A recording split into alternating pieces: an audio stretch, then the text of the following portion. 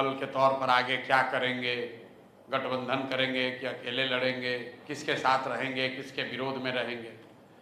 दूसरे जो सवाल हैं वो तो सामाजिक नज़रिए के हैं कि भैया जाति से कैसे निपटिएगा, बिहार में धन बल और बाहुबल से कैसे निपटिएगा।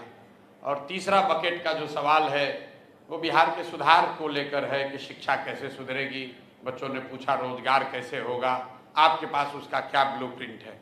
तो जितना सवाल आपने पूछा है मैं जो यहाँ बैठ के सुन रहा हूँ उसको 3 भाग में ही बांटूंगा।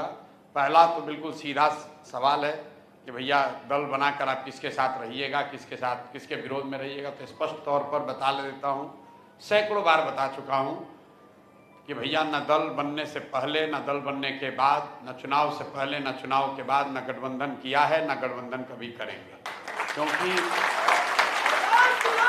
भाई, अरे भैया छोड़ दीजिए, अरे छोड़ दीजिए, काहे लिए नारा लगवा रहे हैं। इस सोच का हम लोग जो है आपका आदर करते हैं और स्वागत करते हैं ना तो पहले सुन लीजिए कि क्यों नहीं गठबंधन। क्योंकि बिहार में जो सुधार की सोच है, जो सुधार का प्रयास है, जो जन स्वराज में हम लोग कर रहे हैं, इसकी ताकत प्रशांत किशोर की समझ नहीं है, इसकी ताकत हम लोग का संगठन की संख्या नहीं है, भीड़ नहीं है, इसकी ताकत इसकी ईमानदारी और शुद्धता है।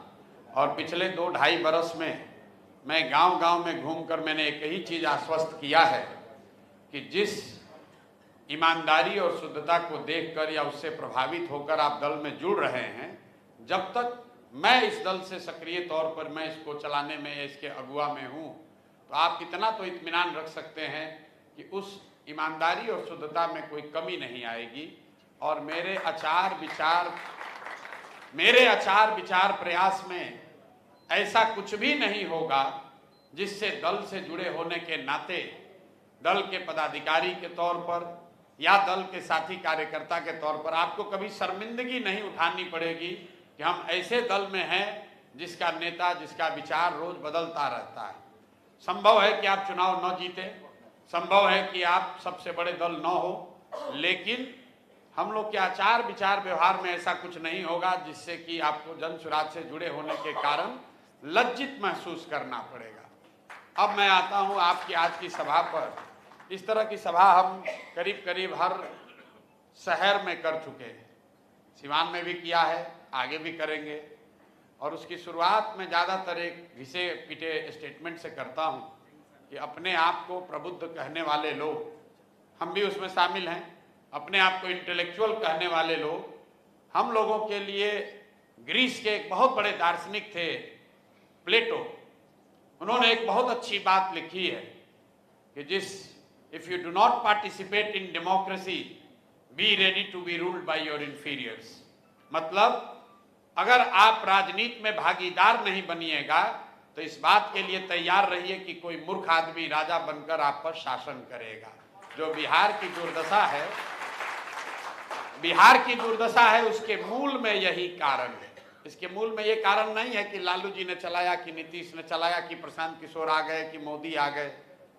इसकी दुर्दशा का मूल कारण ये है कि जो लोग भी समाज में अपने आप को प्रबुद्ध कहते हैं, समझते हैं, पिछले 30-40 सालों में उन्होंने राजनीति से या तो किनारा कर लिया या व्यवस्था ने उनको किनारे कर दिया। राजनीति में भागीदार बनने का मतलब ये नहीं है कि हर आदमी चुनाव लड़े, हर आदमी दल में शामिल हो जाए। भागीदारी का मतलब ये है, अभी आपको दिखाते हैं, यहाँ पर बैठा हुआ सब लोग इंटेलेक्चुअल है। किसी आदमी ने एक भी ऐसा सवाल नहीं पूछा है जो पिछले 2.5 बरस से मैंने गांव-गांव में जाकर जिसका उत्तर नहीं दिया है। आप इंटरनेट देखते हैं, आपके पास मोबाइल है, आप कह रहे हैं कि आप पढ़े लिखे हैं, ऐसा नहीं है कि आपको पता नहीं है कि प्रशांत किशोर क्या कर रहे हैं। हम जो कह रहे हैं उससे आप असहमत हो सकते हैं, हम जो कह रहे हैं वो गलत, आप उसको मान सकते हैं, लेकिन जो कहा जा रहा है वो आपको पता भी नहीं है। वो इसलिए नहीं है कि आपकी उसमें कोई दिलचस्पी नहीं है, आप किनारे बैठे हुए हैं। किसी ने कहा भी कि भाई एक प्रयास हो रहा है, तब अच्छा देखते हैं, कुछ होगा तब देखा जाएगा। यही उदासीनता है जिसकी वजह से आपकी ये दुर्दशा हुई है। आपने कहा भाई हमारा क्या है, चलिए होगा देखा जाएगा। कोई अच्छा आदमी बिहार में राजनीति में आ जाए तो लोग हंसते हैं, न चलेंगे बिहार में चली हम, कोई बढ़िया प्रोफेसर खड़ा हो जाए, पढ़ा लिखा समाज सेवी खड़ा हो जाए, आप और हम अपने घर में बैठ के हंसते हैं। हम भी पैदल चले हैं, इसी आपके जिला में भी 45 दिन चले हैं पैदल, 45 दिन पैदल यहाँ चले हैं। आप में से ज्यादातर लोगों ने उसका ध्यान भी नहीं दिया होगा। आज आए हैं, बहुत भीड़ दिखी है तो लोग ध्यान दे रहा है। जब हम पैदल चले हैं, लोग कहते हैं ऐसे ही पैदल चल रहे, इससे बिहार सुधरने वाला है। मेरे भाई, जब कोई अच्छा आदमी खड़ा होता है, आप उसकी तारीफ करते हैं लेकिन उसको वोट नहीं देते, उसकी राजनीतिक मदद नहीं करते हैं, और आप ये तर्क देते हैं कि क्या करें, जीत भी जाएंगे तो क्या कर लेंगे, अकेले को क्या करेंगे, वोट काहे बर्बाद करें। आप ये नहीं समझते हैं कि जब भी आप किसी अच्छे आदमी को वोट नहीं देते हैं, एक आदमी को जब आप अच्छे आदमी को हराते हैं तो सैकड़ों अच्छे लोगों का मनोबल टूटता है, वो राजनीति में नहीं आना चाहता, क्योंकि आपके मित्र दोस्त परिवार वाले कहेंगे देखा वो खड़ा भइल रहन ना, देखल 2000 वोट आई लोग का। कोई बदमाश खड़ा होता है, गुंडा खड़ा होता है, माफिया खड़ा होता है, आपको लगता है यही मजबूत आदमी है। हम यहाँ आए हैं, 100 गो गाड़ी आगे पीछे चल रहा है, आपको वो प्रभावित कर रहा है। आप यहाँ हमको सुनने नहीं आए, ये भ्रम मत पालिए, ये अपने आप का पीठ मत थपथपाइए। आप प्रशांत किशोर के प्रयास और इसकी शुद्धता को सुनने, उससे प्रभावित होकर नहीं आए हैं। आप उस प्रशांत किशोर को सुनने आए हैं जिसके बारे में आप जानते हैं कि आदमी चुनाव लड़वा सकता है, जितवा हरवा सकता है। लोग जो बाहर से देखते हैं हमको, हमारे से ज्यादा शुद्धता से, ईमानदारी से प्रयास करने वाले हजारों लोग बिहार में पैदा हुए होंगे, लेकिन लोग उसका नोटिस नहीं लेता है, हमारा भी नहीं लेता होगा। देखता है पैदल जा रहे हैं, कुछ नहीं कर पाएंगे, दुकान पर हंसता है बैठ के घर में। फिर कोई बताता है भैया प्रशांत किशोर है, बड़ा होशियार आदमी है, देखे हो 10 गो राज्य में चुनाव लड़वाया, जिताया है। तो आदमी सोचता है चलो रे भाई इधर भी गमछा डाल दें, कहीं कुछ हो जाए तो पता चला मेरा तो कहानी लग जाएगा। ये भाई साहब यादव जी अभी कह रहे थे कि आपका संगठन नहीं चल रहा, बिल्कुल ठीक बात है। संगठन में इतना आदमी गमछा डाल दिया है कि किसको किसको हाँके, किसको किसको हाँके। जब पैदल चले सिवान अकेले में कम से कम 62,000 आदमी ने प्राथमिक सदस्यता लिया हुआ है। क्यों लिया हुआ है? वो हमसे प्रभावित होकर नहीं लिया है, कुछ बात अच्छी लगी और कुछ गमछा डाल दिया है। भाजपा में, राजद में, जदयू में, कहता है चलो भाई इधरों डाल देते हैं, कहीं कुछ हो जाएगा इधर तो इधरे हो जाएंगे, बढ़िया लगता है। कहता भैया हम तो पहले ही दिन से जुड़े हुए हैं। हमको कहता रास्ता में चलते देख भीड़ देखता है तो कहता भैया हम पहले दिन से जुड़े हुए हैं आपसे। हम हाँ भाई आप तो जुड़े हुए हैं। जब खाली रहता है तो मुंह इधर करके बैठता है, चलो भाई जाने दिन का लगता है प्रशांत किशोर कुछ होने वाला नहीं है। बिहार के आदमी का दुर्दशा देखिए, कुछ लोग आके कहते हैं कि भैया आप ही भविष्य हैं। रोज हमको लोग आके कहता है हमारा ढाढ़स बंधाने के लिए, बड़ा कठिन काम आप लिए हैं लेकिन घबराइएगा नहीं, भविष्य आप ही का है। 25 में नहीं होगा तो 30 में तो निश्चित आप जीतिएगा। उसको लग रहा है कि वो हमारी मदद करने आया है, हौसला अफजाई करने आया है। देखिए उसकी दुर्दशा पर हम हंसते हैं। उसको लग रहा है कि हमको उस हौसले की जरूरत है कि 5 वर्ष हम बने रहें, हमको उस हौसले की जरूरत नहीं है। लेकिन आप उसकी दुर्दशा देखिए, 35 वर्ष से कुचा रहा है, कह रहा है कि 5 वर्ष और कुचाएंगे तब जगेंगे। अभी भैया 5 वर्ष और ठगा जाएंगे, कुचाएंगे, अभी ठोकाएंगे, उसके बाद 30 में आपके लिए व्यवस्था। सुनिए उसकी बात को ध्यान से। कह रहा है कि आप ही भविष्य हैं, आप ही अच्छे हैं, इसी से सुधार होगा। लेकिन भैया 5 वर्ष समय लग सकता है, मतलब अभी मन नहीं भराया है 30 वर्ष कुचाने से, 5 वर्ष और कुचा जाएंगे, तब तक आप प्रयास करते रहिएगा। भाई साहब कोचिंग चलाते हैं, सवाल पूछा इन्होंने कि आप पर भरोसा क्यों करें। अब बताइए, शिक्षक हैं, इन्होंने सवाल पूछा आप पर भरोसा क्यों करें। भाई बिल्कुल भरोसा मत करिए। हम तो रोज कहते हैं, मीटिंग में कहते हैं, मान लीजिए कि हमको आपको ठगना है तो हम शक्ल से इतने बेवकूफ तो नहीं है कि आप खड़ा होकर कहेंगे कि आपको ठगने वाले हैं।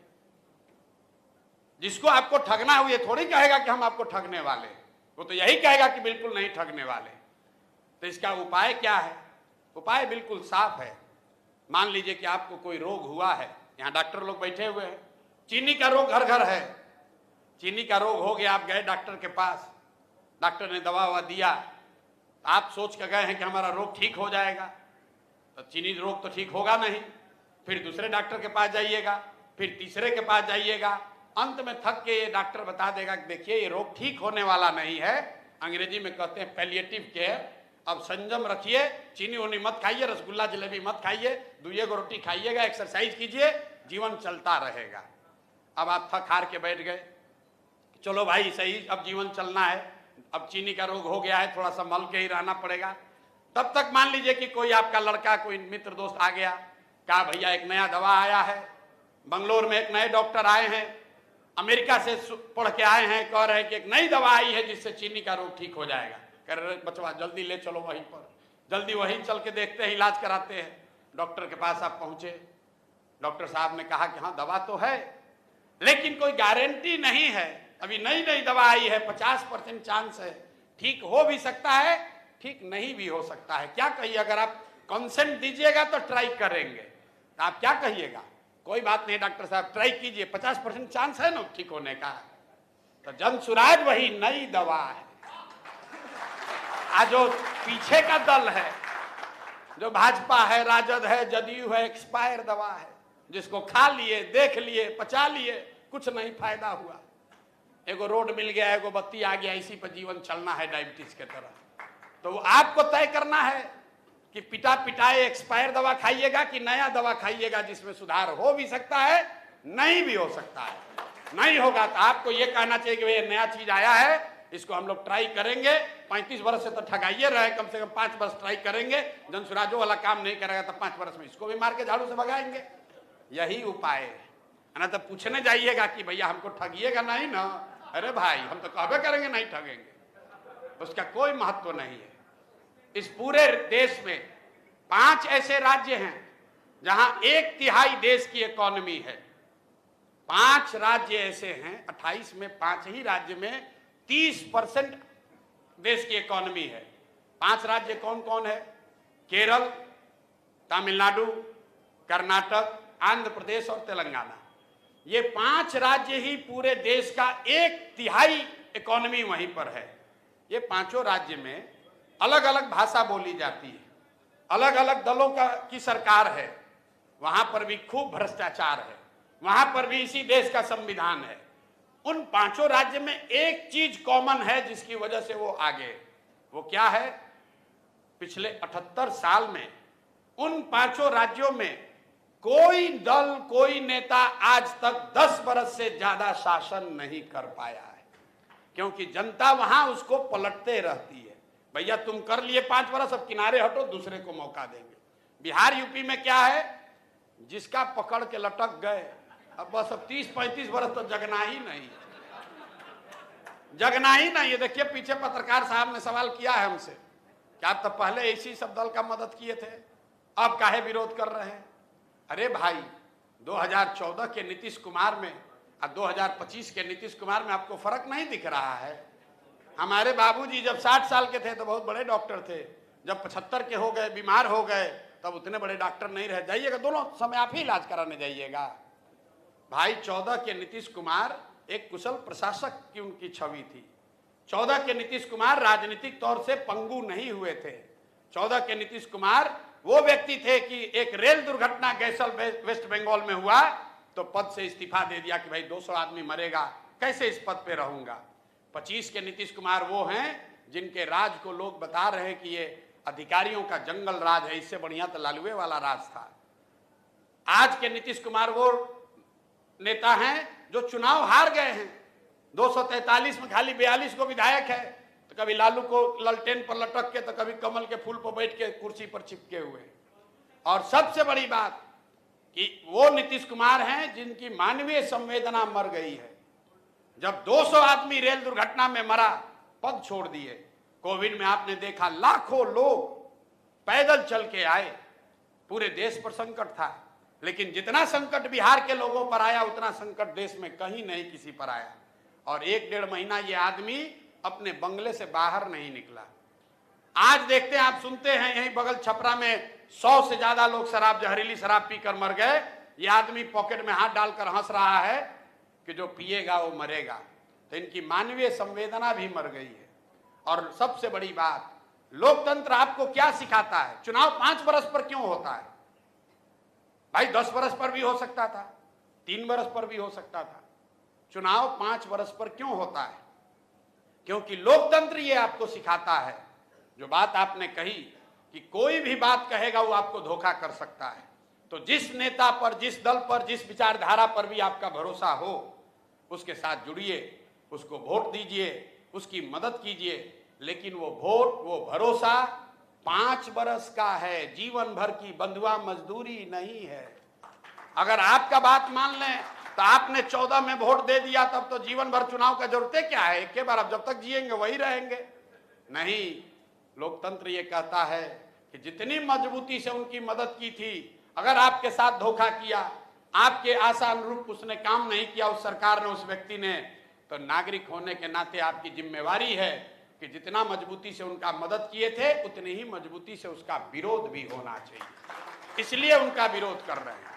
नीतीश कुमार का विरोध करने के लिए नहीं कर रहे हैं। हमको यहां मंत्री नहीं बनना है, हमको यहां मंत्री नहीं बनने हम आए हैं। तो बनना होता तो 15 में बन गए होते। हम ही सरकार बनाए, हम ही बता रहे कौन मंत्री बनेगा, किसको कौन विभाग बनेगा, खुदे बन जाते। यहां मंत्री बनने नहीं आए हैं। ऐसा लगा कि कोविड के दौरान जब लोगों की यहां पीड़ा देखी, लाखों लोग पैदल चल के आ रहे हैं। इस जमाने में बच्चियां, छोटे बच्चे, बूढ़े लोग, महिलाएं अपना पोटली लेके सर पर पैदल चल के आ रहा है, 10-10 दिन, 15-15 दिन। तो ऐसा एहसास हुआ कि अगर भगवान ने हम लोग को इतना शक्ति बुद्धि दिया है, इतना नेता को, दल को जिता रहे हैं, कुछ जीवन में फर्क नहीं पड़ रहा है लोगों का, तो कम से कम चले और बिहार में ये प्रयास करें कि कुछ लोगों के बीच में सुधार हो। इसलिए ये प्रयास कर रहे हैं। मंत्री उंत्री बनना रहता तो जिस दल, जिस राज्य में कहिएगा वहीं से राज्यसभा में चल के आपको दिखा देंगे। उसके लिए इतना प्रयास करने की जरूरत नहीं है। रह गई बात अब दूसरे बकेट की कि बिहार में आपने कहा सामाजिक ताना बाना है, जात के अलावा वोट मिलता नहीं है, कोई कहा बाहुबल है, कोई धन बल की भी बात कर रहा है। ये तीनों बहुत बड़ा मिथ है। सबसे पहले धन बल पर आ जाइए। जिसको भी ये लगे कि भैया राजनीति तो वही कर सकता है जिसके पास बहुत पैसा है, तो एक बार को आप जिसको भी जीवन में नेता मानते हैं, लालू को, ममता को, मुलायम को, कांसीराम को, नीतीश को, जिसको भी आप समझते हैं कि ये नेता अच्छा था या है, जरा दिमाग पर जोर डालिए और अपने आप से पूछिए कि जिस दिन समाज ने उस व्यक्ति को नेता बनाया तो वो कितने बड़े बाप का लड़का था। नीतीश जी कितने पैसे वाले के लड़के थे। ममता बनर्जी का माँ बाप कौन टाटा बिरला थे। लालू जी के माँ बाप कितने बड़े आदमी थे। कांसीराम जी के माँ बाप कितने बड़े लोग थे। मायावती, मुलायम सिंह जी के माँ बाप कितने बड़े लोग थे। ऐसा आपको हम सैकड़ों एग्जाम्पल दे देंगे। पूरे देश में समाज ने जब जिसको नेता बनाया है, ध्यान रखिए, जब समाज ने उसको नेता बनाया तो वो पैसे वाले लोग नहीं थे। नेता बनने के बाद कुछ लोग भ्रष्टाचार करके पैसा वाला बन गया, वो अलग बात है। क्योंकि लोकतंत्र में जिसके पास समाज का समर्थन है उसको पैसे का जुगाड़ कहीं ना कहीं से समाज कर देता है, थोड़ा कम या ज्यादा। पैसा पेट्रोल के जैसा है, गाड़ी है तो पेट्रोल लगेगा, लेकिन अगर गाड़ी ना हो तो पेट्रोल के कनस्तर पर बैठकर कहीं नहीं जा सकते हैं। तो समाज में जो समर्थन है, लोगों का भरोसा है, प्यार है, वोट है, बोलचाल के भाषा भोजपुरी में समझिए, वोट बा तो नोट के जुगाड़ हो जाए। नोट से वोट का गारंटी नहीं है। तो कभी जीवन में यह मत समझिए कि पैसा रहेगा तो नेता बन जाएंगे। पैसा से नेता नहीं आदमी बनता है। पैसा रहेगा तो जीवन में कुछ भी काम करना सहज मालूम हो सकता है। डॉक्टर बनना आसान लग सकता है, लेकिन इसका मतलब यह नहीं कि जिसके पास पैसा नहीं वो डॉक्टर नहीं बन सकता है। दूसरी बात आपने कहा बाहुबल। मेरे भाई, बाहुबल इतना महत्वपूर्ण नहीं है। और सिवान से ज्यादा ये बात कौन जानता है? सिवान से ज्यादा ये बात कौन जानता है? यहाँ के सबसे बड़े जिनकी बाहुबली की छवि रही, कहां चुनाव जीत पाए? एक बार गलती हो गई, एक बार गलती हो गई, जब समाज का समर्थन चला गया तो कितना भी बाहुबल लगा लिए चुनाव जीत नहीं पाए। और एक व्यक्ति की बात नहीं है, पूरा बिहार में देख लीजिए कितने बाहुबली जीते हुए। एडीआर का रिपोर्ट मत पढ़िए, उस तो एफआईआर के नाम कहता है कि 2/3 आदमी को एफआईआर है, तो प्रशांत किशोर पर भी 4 गो एफआईआर है। तो हम कोई क्रिमिनल थोड़ी ना है। हार्डकोर क्रिमिनल बहुत यदा कदा ही लोग जीत कर आते हैं। अभी 543 जो एमपी जीता हुआ है उसमें 4 गो 5 गो 10 गो हो सकता है हार्डकोर क्रिमिनल हो, ज्यादा लोग क्रिमिनल नहीं है। लेकिन आप उसका नोटिस इसलिए लेते हैं कि सड़क पर गाड़ियां चल रही हैं, वो आपके लिए खबर नहीं है। एक गाड़ी का एक्सीडेंट हो जाएगा तो तुरंत आपको खबर पता चलेगा गाड़ी का एक्सीडेंट हो गया। तो 543 में अगर 500 एमपी ठीक है, वो आपको चिंता नहीं है, उससे आप प्रभावित नहीं हुए। अब मान लीजिए कि 25 को क्रिमिनले है, तो आप इसी चक्कर में पड़े हैं कि 25 को क्रिमिनल है, हम कैसे आएंगे। ये आप राजनीति में आना नहीं चाहते हैं तो अपना गलती तो कोई मानता नहीं है, तो कहता है क्या करें, हमारा मन तो है लेकिन अब तो राजनीति में इतना क्रिमिनलाइजेशन हो गया कि हम कैसे जाएंगे, हम तो सीधे आदमी हैं। ये आपने अपना निर्णय को जस्टिफाई करने के लिए ऐसा बना रखा है कि भैया बहुत क्रिमिनल है राजनीति में इसलिए हम नहीं जा सकते, बहुत पैसा लगेगा इसलिए नहीं जा सकते। तीसरा जो एक यहां पर बहुत बड़ा भ्रम है कि भैया सब चीज जाति पर ही होता है। कितनों बार हम आपको समझा दें, यहां से आप निकलिए कहिएगा ना बात तो सब बढ़िया ही कह रहे हैं लेकिन भोटवा तो जाते पर पड़ेगा। मैं आपको बता दूं, समाज में जो भी सच्चाई है वो राजनीति में भी होगा, क्योंकि राजनीति समाज का ही हिस्सा है। अगर समाज में जाति है तो राजनीति में जाति होगा। समाज में हिंदू मुसलमान की बात है तो राजनीति में भी हिंदू मुसलमान होगा। समाज में भ्रष्टाचार है तो राजनीति में भी भ्रष्टाचार होगा। लेकिन जाति जो है वो राजनीति की एक बड़ी सच्चाई है, एकमात्र सच्चाई नहीं है। अगर आपको ऐसा लगे तो ऐसे ही बैठ के फजूल बोल रहे हैं, बिहार में तो हम जानते हैं भैया जाते पर सब वोट पड़ा है। तो यहाँ बैठे हुए जितने लोग हैं यहीं पर देखिए, जांच लीजिए, आप में से बहुत सारे लोगों ने मोदी जी को वोट दिया है, भाजपा को वोट दिया है। आप लोग जरा बता दीजिए, कुछ लोग तो जरूर दिए होंगे भाई मोदी जी को वोट। यहाँ आप में से हमको एक आदमी बता दीजिए कि कौन इसमें है जो मोदी जी के जाति का है। एक भी आदमी मोदी जी के जाति का यहां नहीं है। अगर बिहार में हर आदमी जाति पर ही वोट दे रहा है तो मोदी जी को बिहार में वोट दिया कौन, ये बता दीजिए हमको। यहां पर तुरंत कहिएगा ना भैया वो तो हिंदू मुसलमान के नाम पर दिया है, किसी पर दिया है, जाति पर तो नहीं ना दिया है। यहां मुसलमान लोग बैठे हैं, आप भाई लालू जी को काहे वोट दिए हैं, लालू जी आपके जात के तो नहीं है। तो ना भैया वो तो भाजपा के डर से देता है। अरे भाई तो जाति पर नहीं ना दिया। बहुत बड़ा वर्ग है जो जाति पर वोट नहीं देता है, इसलिए वोट मुसलमान लालू जी को दे रहा है क्योंकि वो भाजपा को वोट नहीं दे सकता है। उसी तरह बहुत सारे लोग एनडीए को, भाजपा को इसलिए वोट देते हैं कि वो लालू जी को वोट नहीं दे सकते। समाज में ज्यादातर बिहार में लोग 4 वजह से वोट दे रहे हैं। पहली बात जाति है कि भैया हमारा जात का जो है उसको वोट देंगे। दूसरा बात ये हिंदू मुसलमान वाला है कि भैया सब हिंदू एक रहिए, सब मुसलमान कहता है भैया हम लोग जब सब हिंदू एक है तो हम लोग भी एक हो जाए। तीसरी बात ये जो लालू का डर है कि लालू जी का कुछ भी हो जाए, लालू जी का शासन वापस नहीं आना चाहिए, क्योंकि लोगों ने उसको देखा है, भोगा है 15 बरस। 5 बरस बैठ के जिस भाजपा के एनडीए के विधायक को आप गाली देते हैं, चुनाव आएगा तो आप कहेंगे भैया कितना खराब भाई, ललटेन नहीं चाहिए, कम से कम अपहरण नहीं है, रंगदारी नहीं है, इसी को दो। और चौथा ये मुसलमान लोग हैं जिनकी दुर्दशा है, इनके पास और कोई विकल्प नहीं है। ये लोग कहता है भैया कुछ हो, भाजपा को तो दे नहीं सकते हैं, तो बिहार में बचा कौन, तो लालटेने दिख रहा है, इसी में किरासन तेल बनकर जला जाए, दूसरा तो उपाय है नहीं। ये 4 ही बिंदु है जिस पर आप वोट दे रहे हैं। जाति एकमात्र सच्चाई नहीं है। अगर जाति सच्चाई होती तो एनडीए को 2010 में 206 सीट आया, उसी एनडीए को 2020 में 125 सीट आया, तो क्या एनडीए को वोट देने वाले सब जाति बिहार छोड़कर चला गया? जिस एमवाई समीकरण की आप बात करते हैं, इसी एमवाई समीकरण से लालू जी 54 में 53 एमपी जीते थे। आज उनका 3 गो 4 गो एमपी नहीं जीत रहा है, तो क्या मुसलमान यादव सब बिहार छोड़कर चले गए? ऐसी बात नहीं है। जाति एक सच्चाई है, जाति एकमात्र सच्चाई नहीं है। तो इस भ्रम में मत रहिए कि खाली जातीय पर सब हो जाएगा। 90% वार्ड सदस्य, पिछला वार्ड सदस्य लोग चुनाव हारे हैं, 80% मुखिया लोग चुनाव हारा है। 80% मुखिया कैसे चुनाव हार गया? उसके जाति वाले लोग सब चले गए छोड़कर पंचायत से।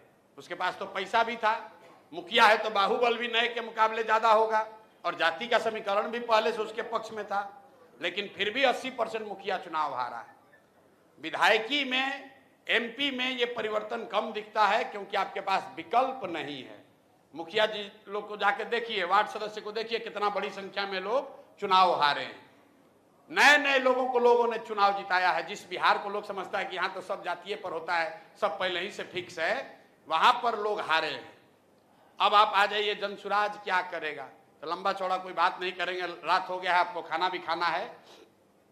दो चीज आप समझिए, जो एक शिक्षाविद इन्होंने कहा, ये बात सही है, जब तक शिक्षा को नहीं सुधारा जाएगा तब तक बिहार से गरीबी, बदहाली, फटेहाली खत्म होने वाली नहीं है, चाहे आप कुछ भी कर दीजिए। यहां बहुत लोग ऐसा बेवकूफ है, कहता है सरकारी नौकरी। मेरे भाई, जब भी कोई आपको बताए, आपके दिमाग में आए कि सरकारी नौकरी में बहाली होने से बिहार का दशा सुधरेगा, तो एक आंकड़ा है, याद रखिए, 78 साल के आजादी के बाद बिहार में चपरासी से लेकर मुख्य सचिव तक अगर सारे लोग जो सरकारी नौकरी करते हैं, संविदा कर्मी इंक्लूडेड, उनकी गिनती कीजिएगा तो 23.25 लाख लोग ही हैं। 1.97% लोग ही सरकारी नौकरी करते हैं। देश में 3% और बिहार में 2% आदमी सरकारी नौकरी करता है। 98% आदमी को न नौकरी है न कभी हो सकता है। किसी समाज में 2.5-3% से ज्यादा लोगों को सरकारी नौकरी नहीं हो सकता है। ये बिहार ही ऐसा राज्य है जहां बेवकूफ आदमी खड़ा होकर कहता है हम 10 लाख लोग को नौकरी दे दिए। अरे भाई, टोटल नौकरी मिला ही है 23.25 लाख। आज नौकरी करने वाले लोगों की संख्या 23.5 लाख है, तो 10 लाख तुम दे दिए तो बाकी कहां गया? ये बिल्कुल गलत बात है। 23.25 लाख लोग, 1.97% लोग ही सरकारी नौकरी करते हैं। तो सरकारी नौकरी के पीछे भागना बंद कीजिए, उससे आपको रोजगार नहीं मिल सकता है, वो एक जरिया है। दूसरा, कई लोग कह रहा, पीछे कहा किसी भाई ने, नए लड़के ने, इन्वेस्टमेंट बाहर से कैसे आएगा। बिल्कुल इन्वेस्टमेंट बाहर से आने की जरूरत नहीं है।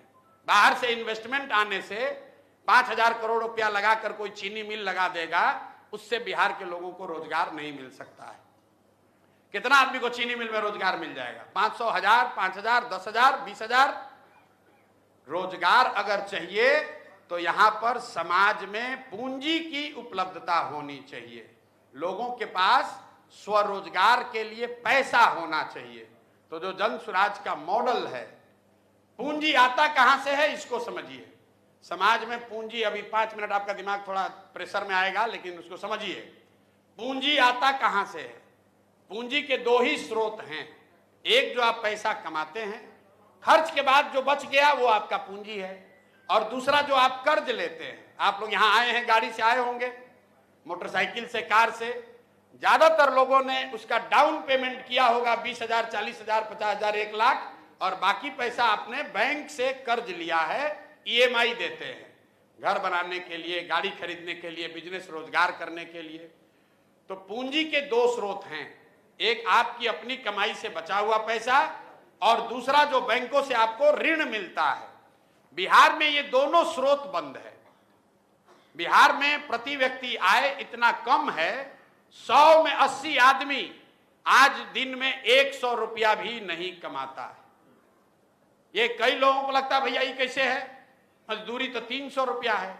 अरे भाई, मजदूरी अगर 300 है, मजदूर एक है, उसकी बीवी है, 4 बच्चे हैं, और अगर उसको 300 रुपया भी मिला तो दिन का 50 रुपया भी नहीं पड़ा, और वो भी 30 दिन उसको मजदूरी नहीं मिली, 15 दिन मजदूरी मिली तो उसको दिन का 25 रुपया पड़ा। तो ये सरकारी आंकड़ा है, याद रखिए। बिहार में 100 में 80 आदमी आज भी दिन में 100 रुपया नहीं कमाता है। तो जो 100 रुपया नहीं कमा रहा है वो बेचारा खाएगा क्या, बचाएगा क्या, पूंजी कहां से लाएगा? दूसरा जो पूंजी का स्रोत है जिससे कि जन स्वराज रास्ता निकाल रहा है रोजगार का, वो है बैंकों से मिलने वाला ऋण। बैंक की ये जिम्मेवारी है कि जितना पैसा हम और आप बैंक में जमा करते हैं, ये पैसा उसका 70% पैसा बैंक को ऋण के तौर पर समाज को वापस करना है। बिजनेस करने के लिए, गाड़ी खरीदने के लिए, व्यापार करने के लिए, घर बनाने के लिए, ये बैंकों का बिजनेस मॉडल भी है और उनकी वैधानिक जिम्मेवारी भी है।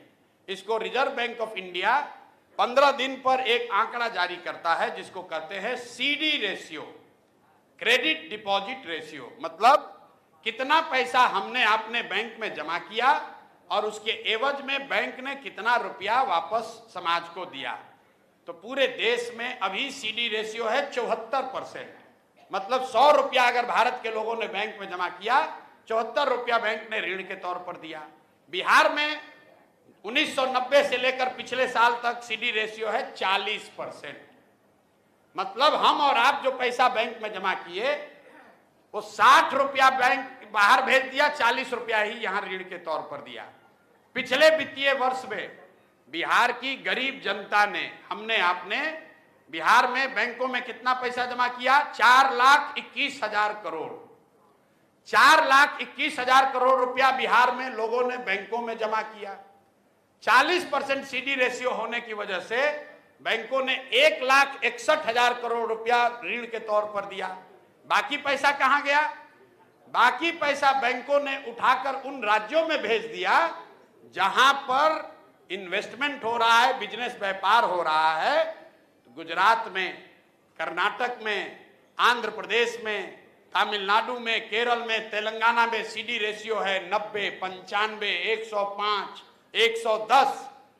गुजरात में अगर 100 रुपया लोग जमा कर रहे हैं बैंक में तो बैंक वाला 110 रुपया ऋण दे रहा है।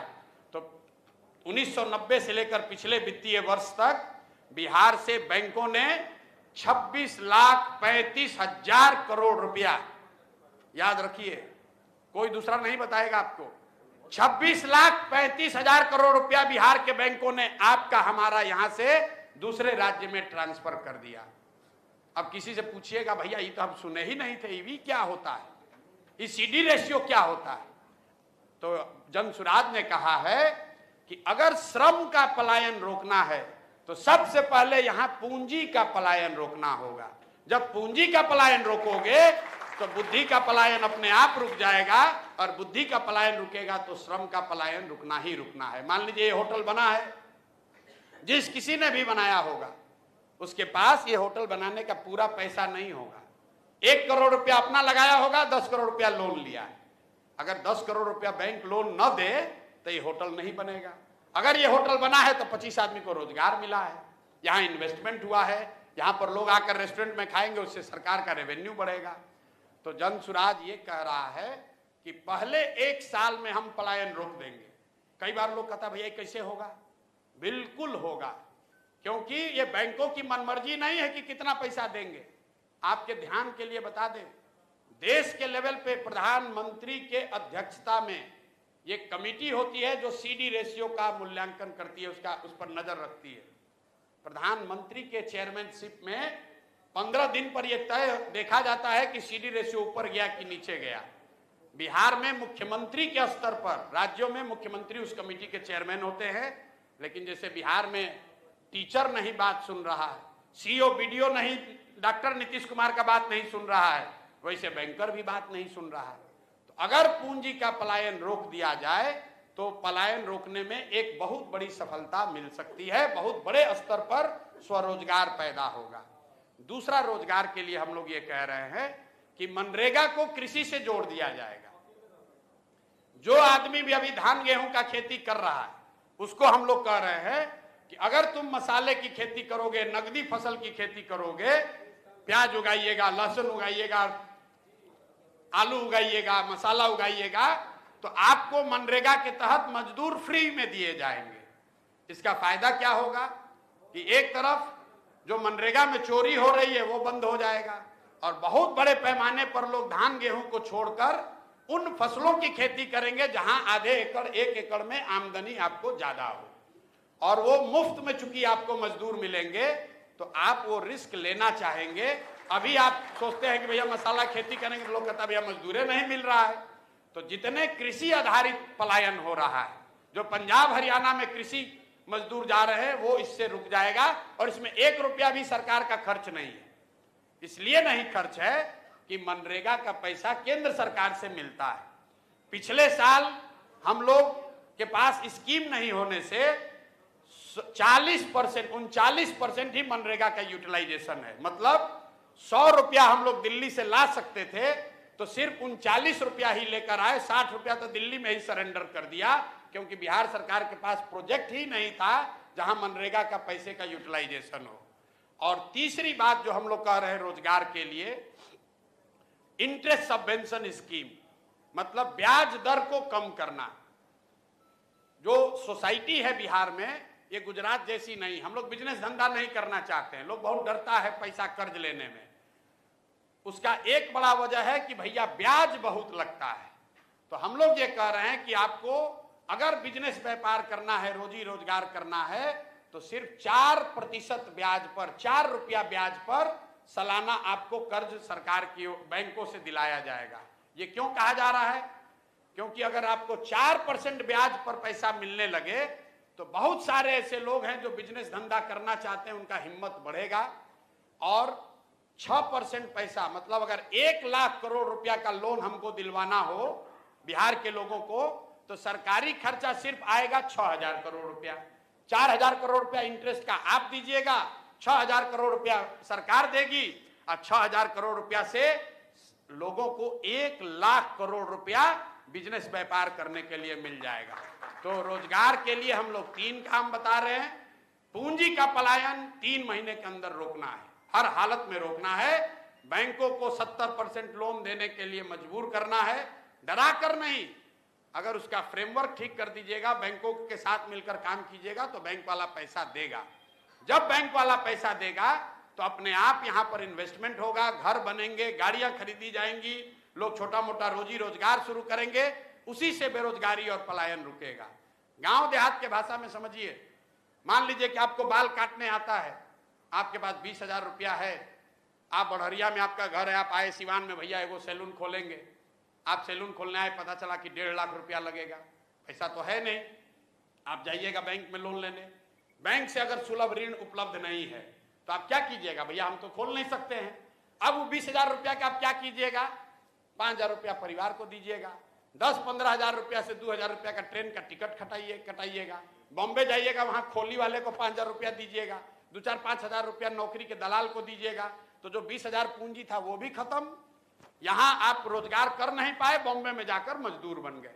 तो जिस लड़के ने पूछा स्किलिंग के लिए क्या कीजिएगा, कुछ नहीं करेंगे, क्योंकि 50 लाख बिहार में ऐसे लोग हैं जो पहले से स्किल्ड है, पहले से वहां फॉल सीलिंग बना रहा है बॉम्बे में, वहां पर प्लम्बर है, वहां पर इलेक्ट्रीशियन है, वहां पर टेम्पू चला रहा है, वहां पर ऑटो चला रहा है, वहां पर सब्जी बेच रहा है। तो स्किलिंग की जरूरत सेकेंड फेज में आएगी। पहले फेज में तो जो 50 लाख लोग बॉम्बे में, दिल्ली में, लुधियाना, हरियाणा, कोयम्बटूर में पहले काम कर रहे हैं, उनको अगर पूंजी दे दिया जाए तो वो सब वापस आकर बिहार में रोजी रोजगार करेंगे, उसी से तरक्की हो सकती है। पढ़ाई के लिए, बस अब अंतिम बात खत्म करेंगे, पढ़ाई के लिए हम लोग क्या कह रहे हैं? पढ़ाई के लिए हम लोग 2 बात कह रहे हैं। एक तो भैया पढ़ाई की जो व्यवस्था को सुधारना है वो एक दिन में, 1 साल में सुधरेगा नहीं। अगर बिहार में देश की सबसे अच्छी शिक्षा व्यवस्था बनानी है तो करीब करीब 5.5 लाख करोड़ रुपया खर्च होगा, 5.5 लाख करोड़, और करीब 8 से 10 वर्ष लगेंगे। अगर आज टीचर का ट्रेनिंग शुरू कीजिएगा तो 3 वर्ष में वो टीचर बहाल होगा जो कि कायदे से कर सकता है। तो कोई कहता है कि हम आएंगे शिक्षा सुधार देंगे, तो आपको बेवकूफ बना रहा है। लेकिन हम लोग 2 बात कह रहे हैं। एक, जो स्कैंडिनेवियन कंट्री हैं, फिनलैंड, स्वीडन, डेनमार्क, इन कंट्रीज में जाकर देखिए, वहां दुनिया में सबसे अच्छी शिक्षा की व्यवस्था है। अमेरिका इंग्लैंड में नहीं है। सबसे अच्छी शिक्षा की, प्राइमरी शिक्षा की ये व्यवस्था स्कैंडिनेवियन कंट्रीज में है, फिनलैंड में, स्वीडन में, डेनमार्क में। वहां पर उन्होंने क्या किया है? उन्होंने एक बहुत सिंपल चीज निकाला कि rather than taking school to every village, they are taking children to the good school. मतलब हर गांव में स्कूल बनाने के बजाय 4-5 जगह पर, अच्छी जगह पर बड़े स्कूल बना दिए गए, और लोगों को स्कूल बस की सुविधा दे दी गई ताकि लोग अपने बच्चों को वहां भेज सके। बिहार में इसका जब मैंने अध्ययन कराया तो ये पाया कि प्रखंड के स्तर पर अगर 5 स्ट्रेटेजिक लोकेशंस पर अच्छे विद्यालय बना दिए जाए और स्कूल बस की सुविधा दे दी जाए तो औसतन 8 से 9 किलोमीटर मैक्सिमम बस की दूरी होगी, जिस पर कि बच्चों को चलकर आना पड़ेगा। 20 से 30 मिनट से ज्यादा समय उसको नहीं लगेगा। तो बिहार में पहली चीज हम लोग ये करेंगे कि हर प्रखंड में कम से कम एक विद्यालय जो अभी है उसको अपग्रेड करके नेतरहाट के स्तर का विद्यालय उसको बनाया जाए। ये एक विद्यालय क्यों? इसलिए कि अगर हर प्रखंड में एक विद्यालय बनाइएगा बढ़िया नेतरहाट के जैसा, जिस एक नेतरहाट के विद्यालय से 1500 IAS IPS बने हैं, वो सरकारी विद्यालय था, यही बिहार के सरकार की व्यवस्था में चलता था और उसमें पढ़ने वाले ज्यादातर लड़के मध्यम और निम्न वर्गीय आर्थिक परिवारों से आए हुए थे। वैसा अगर स्कूल बनाना है तो करीब करीब 15 से 17 हजार करोड़ रुपया खर्च होगा हर साल। इससे ज्यादा पैसा है नहीं बिहार के पास। तो हम लोग ये कह रहे हैं कि हर साल हर प्रखंड में कम से कम एक विद्यालय बनाएंगे ताकि अगले 5 वर्ष में हर प्रखंड में 5 नेतरहाट के स्तर का विद्यालय जरूर हो जाएगा। दूसरी बात, हम अगर 5 वर्ष में शिक्षा सुधारेंगे, आपका लड़का 6वां में है 8वां में है, आप कैसे सुधरिएगा? आपका समय तो निकलता जा रहा है। उसके लिए हम लोगों ने कहा कि जैसे ही सरकार बनेगी तो गरीब लोगों को यह सुविधा दे दी जाएगी कि अगर आप चाहें तो आप अपने बच्चे को प्राइवेट स्कूल में भेजिए और प्राइवेट स्कूल का रेगुलेटेड फीस सरकार की ओर से भरा जाएगा। मतलब कई आदमी कोई समझे में नहीं आ रहा है, कह रहा भैया तो सब तो प्राइवेटे में भेज देगा। बिल्कुल नहीं भेजेगा। ये अमेरिका में या कई देशों में ये व्यवस्था लागू है। जब आपका बच्चा होता है आपको मिलता है दोनों ऑप्शन, प्राइवेट में पढ़ाओगे कि सरकारी में पढ़ाओगे। ज्यादातर लोग सरकारी में पढ़ाना चाहते हैं। आपसे अभी पूछेंगे कि आपका लड़का साइंस कॉलेज में पढ़ेगा कि पटना में प्राइवेट कॉलेज में पढ़ेगा, आप कहिएगा भैया साइंस कॉलेज में नाम लिखवा दीजिए। आपसे पूछेंगे कि PMCH से मेडिकल करना है कि रमैया से करना है, आप कहे भैया PMCH में हो जाए तो रमैया क्या करने जाएगा। क्यों? क्योंकि सरकारी जो मेडिकल कॉलेज है, साइंस कॉलेज है, वो किसी प्राइवेट कॉलेज से उसका स्तर ऊपर है। तो ये सच्चाई नहीं है कि अगर आपको ऑप्शन मिल जाए तो सब आदमी प्राइवेट में जाएगा। दूसरी बात समझिए कि सरकारी विद्यालय फ्री नहीं है। ये आपको हमको लगता है कि ये फ्री है। सरकारी विद्यालय को चलाने में सरकार खर्च कर रही है 60,000 करोड़ रुपया। हर साल बिहार सरकार खर्च करती है 60,000 करोड़ रुपया। तो प्रति चाइल्ड, प्रति बच्चा जो है, जो खर्च है वो प्राइवेट स्कूल से भी ज्यादा पड़ रहा है सरकारी स्कूल में पढ़ाने का। क्योंकि सरकारी स्कूल में मास्टर का कितना है दरमाहा? 45,000, 60,000, 80,000। वही आदमी जब प्राइवेट में पढ़ा रहा है तो 8,000 में काम कर रहा है। तो अगर ये बैलेंस बना दिया जाए कि सरकारी विद्यालय का स्तर धीरे धीरे सुधारा जाए तो कम पैसे में लोगों को ये सुविधा दी जा सकती है कि भाई तुम प्राइवेट में पढ़ाओ लेकिन पढ़ाओ। तो उससे लोग अपने बच्चों को पढ़ाएंगे। और जो बजट अभी उपलब्ध है इसका 1/3 पैसा हम लोग सरकारी विद्यालय को सुधारने में लगाना चाहते हैं। 1/3 पैसा प्राइवेट स्कूल में जो अपना बच्चा को डालेगा उसका फीस भरने के लिए देना चाहते हैं। और जो बकिया बन जाएगा वो मेंटेनेंस में, अभी जो चल रहा है खिचड़ी वाला स्कूल, उसको 2-4 साल चलाना ढोना पड़ेगा, उसके लिए रखेंगे। तो शिक्षा और रोजगार के लिए ये 2 बात बता रहे हैं। आपको ठीक लगे तो ये इसको अपनाइए, और न ठीक लगे तो पहले से जो आके कहेगा तेजस्वी यादव विद्वान आदमी, हम कहते हैं 9वां फेल तो खिसियाता है, तो विद्वान है, कहा कि हम 2,500 रुपया दे देंगे माई बाप योजना में, माई बहन योजना है। तो हम भैया कहते हैं जिसको जिसको लगे भैया, हमको हमारे पार्टी वाला भी कहता है ये भैया वो कह रहे हैं 2,500, हम लोग को भी कहना चाहिए। तो हमने सीधा कहा है वोट मिले या न मिले, हम कोई ऐसी बात नहीं कहेंगे जिसका पूरा हमारे पास करने का स्कीम वर्क प्लान ना हो, पैसा ना हो। अगर आप देखिए 2,500 रुपया अगर आप हर महिला को देंगे तो बिहार में 6 करोड़ महिला है, 13 करोड़ आबादी है, 6 करोड़ महिलाएं हुई। अगर बच्चियों को हटा भी दें तो करीब करीब 4.5-5 करोड़ महिलाएं हुई। 2,500 रुपया अगर आप 5 करोड़ महिला को हर महीना दोगे तो साल भर में आपका बजट होगा 1,54,000 करोड़ रुपया से ज्यादा। बिहार सरकार का बजट ही है 1 लाख करोड़। और दे देंगे 1.5 लाख करोड़ रुपया आपको माई बहन योजना में।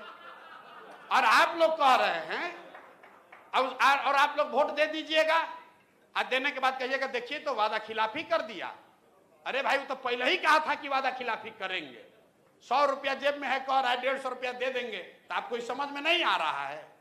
अरे भैया अब तो मोबाइल सबके हाथ में, मोबाइल में कैलकुलेटर है, उसी में गुणा गणित कर लीजिए। 5 करोड़ गुने 12 गुने 2500। ज्यादातर मोबाइल के कैलकुलेटर में नंबर आएगा नहीं, क्योंकि 1.5 लाख करोड़ रुपया होगा। तो भाई अगर आंख कान खोल के अगर आप वोट कीजिएगा तो कोई नेता आपको ठग नहीं सकता है। लेकिन आप बेवकूफ बनकर वोट करते हैं और फिर सोचते हैं कि अच्छा हो जाए, वो कैसे होगा। कालिदास की तरह उसी टहनी पर बैठ के उसी को काट रहे हैं और कह रहे हैं गिरेंगे नहीं, तो दोनों बात संभव नहीं है। आपके सामने दिख रहा है कि कौन आदमी सही बोल रहा है, कौन गलत बोल रहा है, लेकिन आपके मन में तो वही है। ए भाई प्रशांत किशोर बात तो बढ़िया कह रहे हैं, लेकिन ये जीतेंगे तब ना, ये जीतेंगे तब ना। हम आपको अंतिम बात कह के खत्म करेंगे। देखिए, बिहार में अगर सुधार होना है तो प्रयास हम करें या आप करें, प्रयास आज हो या 10 वर्ष के बाद हो, प्रयास करना तो किसी न किसी बिहार के बच्चे को ही पड़ेगा। कोई बाहर से आकर इसको सुधारने वाला नहीं है। इसलिए आप चर्चा ये कीजिए कि जो प्रयास कर रहे हैं ये ठीक है कि नहीं, प्रयास का परिणाम क्या होगा, परिणाम सोचकर घर बैठे कि अच्छा जब हवा बन जाएगा तो हम भी चल जाएंगे। अगर प्रयास ठीक है तो आप अपनी जिम्मेवारी निभाइए, उसमें जुड़िए, और अगर नहीं प्रयास ठीक है तो उसका विरोध कीजिए, उसमें सुझाव दीजिए। बेकार बैठ के बगल में बैठ के परिणाम का गणना मत कीजिए, कौन जीतेगा कौन हारेगा। जो जीतेगा उधर होना चाहते हैं, तो पहले ही मन में लालच है और उससे सोचते हैं कि बढ़िया व्यवस्था बनाएंगे। तो आप लोग आए, अपनी बात आपने रखी, कुछ बात हमने जवाब भी दिया है, कुछ जवाब नहीं मिला होगा। तो YouTube पर कोई ऐसा सवाल नहीं है जिसका जवाब हमने नहीं दिया है। फिर भी नहीं मन माने, अगली बार फिर यहाँ आएंगे, फिर आप पूछिएगा वही सवाल, भैया शिक्षा कैसे सुधारिएगा, भैया रोजगार कैसे दीजिएगा। क्योंकि जो बात हम यहाँ कह रहे हैं ये बात हम पिछले 2 साल से यही कह रहे हैं। हमारे साथ रहने वाला आदमी सब तो इतना बोर हो गया है कि हर सभा में जाके यही बात बोलते हैं। हमारे साथ लड़के ये भी बताते हैं कि ये लाइन बोलने के बाद अब यही लाइन बोलेंगे। हम बदलते ही नहीं है। इसलिए नहीं बदलते हैं कि लोग बिहार में कितनों बार समझाइएगा वही बतवा फिर आकर पूछेगा, अच्छा भैया जाति से कैसे निपटिएगा। अरे बाप रे बाप, 3 बरस से समझाते समझाते थक गए।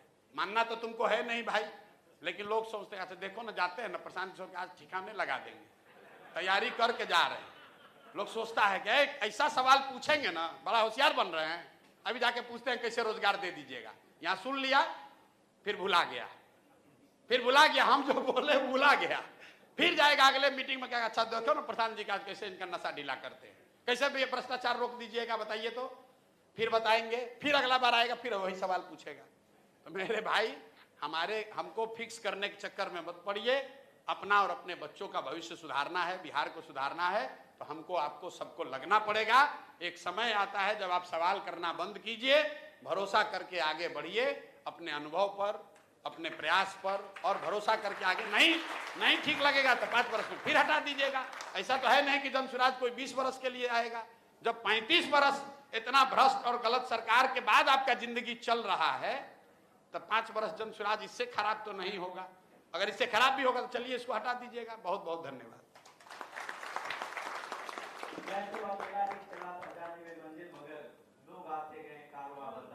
मैं उम्मीद करता हूं कि सिवान की पावन धरती पे मौलाना मुजफ्फर साहब और राजेंद्र प्रसाद की हैसियत से वो क्षमा देगी जो बिहार में रोशनी लाएगी। बहुत शुक्रिया आप सब लोगों का मशहूर ममनून हूं मैं अपनी पूरी जनसुराज की टीम की तरफ से, जेएसपीटी की टीम की तरफ से, सारे लीडरान का। आपकी मेहनत का हम किसी वजह से अजाला नहीं कर सकते हैं। आप दिन रात सुबह शाम लगे हुए हैं। वो सारे लड़के जेएसपीटी के जो रात वाहिनी के लड़के जो लगातार काम कर रहे हैं, सारे लीडरान, आप सब हमारे गेस्ट हैं, आप सब हमारे बड़े भाई हैं, आप हमारे मार्गदर्शक हैं, आप हमारे साथ लड़ने